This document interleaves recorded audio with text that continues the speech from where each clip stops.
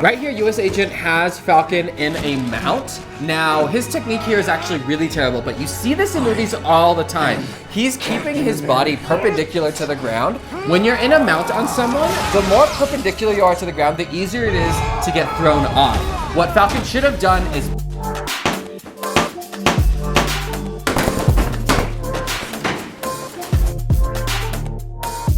in order to figure out what your character's objective is. That's why I'm like, yeah, Enola is taking down Mr. Bowler Hat Man.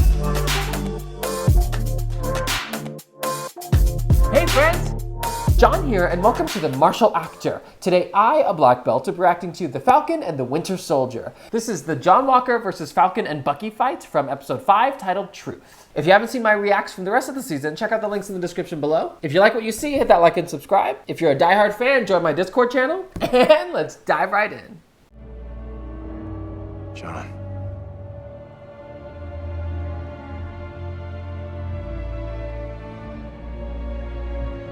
You gotta give me the shield, man.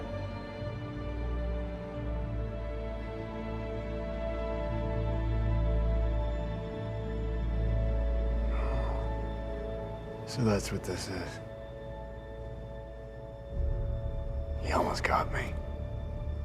You made a mistake. You don't want to do this. Yeah, we do.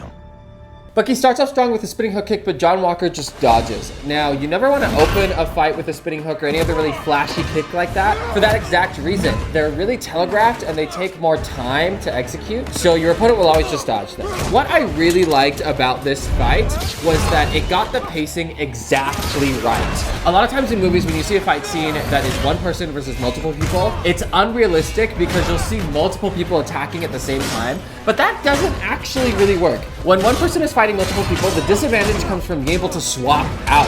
That's exactly what's happening here. Bucky is fighting, and then Falcon swaps in, and then Bucky swaps back in, and it's really technically good.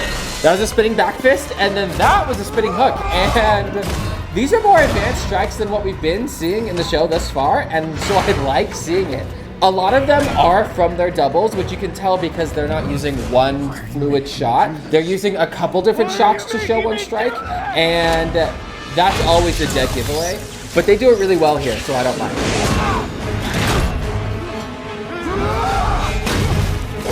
Now that was super interesting. Falcon just swept US Agent with his wings. That's something I've never seen before, so that was cool.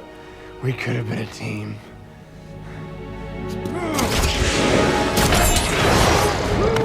And we get some of this cable work here. I really enjoy when fight scenes use props, and honestly, having that kind of like reach would be super advantageous in a fight. So I don't know why he hasn't been using more of that stuff in the show.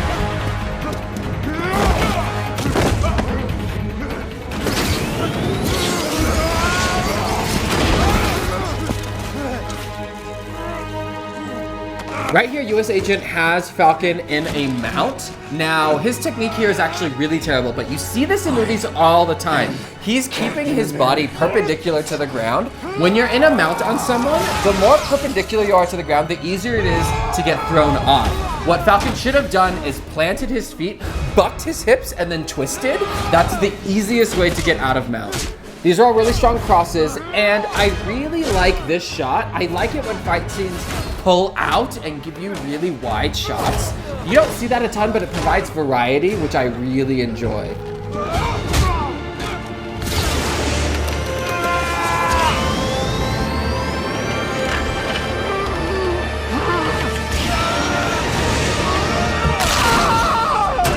And that arm break was gnarly. In reality, if you had someone's arm up against the corner of a wall like that and you were using the corner of the wall as a lever, you would not need to apply that much force in order to break the arm at all. So that was very realistic. Bucky gets him in a fireman carry right there, and then Sam does a jump flying double kick. And that was a crazy end to this fight.